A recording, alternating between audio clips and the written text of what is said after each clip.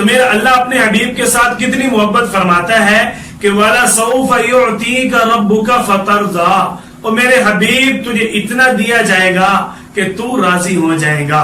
اللہ تعالیٰ اپنے حبیب سے اتنی محبت فرماتے ہیں تو پھر اپنے حبیب کی دعاؤں کو کیسے رد کر سکتے تھے؟ میرے اللہ نے آپ صلی اللہ علیہ وسلم کی درخواست کے جواب میں ارشاد فرمایا کہ اے میرے پیارے حبیب محمد صلی اللہ علیہ وسلم، میں جو فیصلہ کر لیتا ہوں کبھی اس فیصلے کو رد نہیں کرتا، اس فیصلے کو کبھی بدلتا نہیں۔ لا تبدیل لکلمات اللہ، اللہ تعالیٰ آپ صلی اللہ علیہ وسلم کے سامنے اپنی قوت فیصلے کا اظہار فرماتے ہیں۔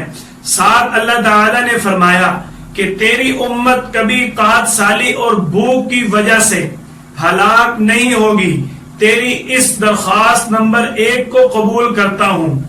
دوسری تیری درخواست کے دشمن کا تسلط، تو تیری اس درخواست کو بھی قبول کرتا ہوں کہ تیری امت کے اوپر کبھی دشمن اس انداز میں مسلط نہ ہوگا کہ تیری امت کے ہر چھوٹے بڑے کو دشمن ختم کر سکے، حتیٰ کہ اہل باطل تمام اکٹھے ہو جائیں۔ اور اس حدیث قدسی کے آخر میں آپ صلی اللہ علیہ وسلم نے فرمایا کہ اللہ تعالی فرماتے ہیں کہ تیری امت کے بعض لوگ آپس میں ایک دوسرے کو ہلاک کریں گے، تب ہلاکت میں جائیں گے۔ جب ایک دوسرے کو قید کریں گے تب ہلاکت میں جائیں گے۔ جب تیری امت میں اتفاق اتحاد نہ ہوگا تب ہلاکت میں جائیں گے۔ جب تیری امت آپس کے اندر الفت اور محبت ختم کر دے گی، جب تیری امت اختلافات کا شکار ہو جائے گی، جب تیری امت کا ہر فرد ایک دوسرے کو برا بھلا کہے گا، جب تیری امت کے اندر اخلاقیات کو پامال کیا جائے گا، اس وقت تیری امت ہلاکت میں جائے گی۔ وہ ہلاکت ہمارے اعمال کی وجہ سے ہے، ہمارے افعال کی وجہ سے ہے کہ اللہ کی طرف سے وہ ہلاکت نہ ہے۔ آپ صلی اللہ علیہ وسلم نے ہمارے ساتھ اتنی محبت اور الفت والا معاملہ فرمایا، ہم نے اپنے نبی کے ساتھ کیا محبت کی۔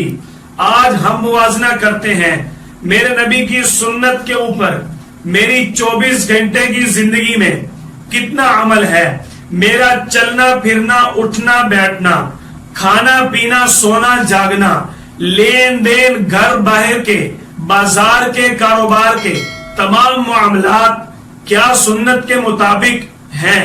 اگر نہیں تو آؤ ہم اس بات کا ذرا اپنے آپ سے محاسبہ کریں کہ ہم نے اپنے نبی کے ساتھ کیا صرف نام کی محبت کی؟ کیا ہمارے دل میں اپنے نبی کی سچی محبت نہ ہے؟ اگر ہم آپ صلی اللہ علیہ وسلم سے محبت کا دعویٰ کرتے ہیں تو ان کی طرح ہمارا ہر مسلمان کے ساتھ لین دین کا معاملہ ہونا چاہیے۔ ہمیں چاہیے آپ صلی اللہ علیہ وسلم کی سنت کے مطابق زندگی گزاریں، اللہ سے مانگے اپنے حبیب کی سچی محبت عطا فرمائے، ہمارے دل سے باطل کی محبت نکال کر آپ صلی اللہ علیہ وسلم والی تعلیمات، اہل حق کی تعلیمات نصیب فرمائے۔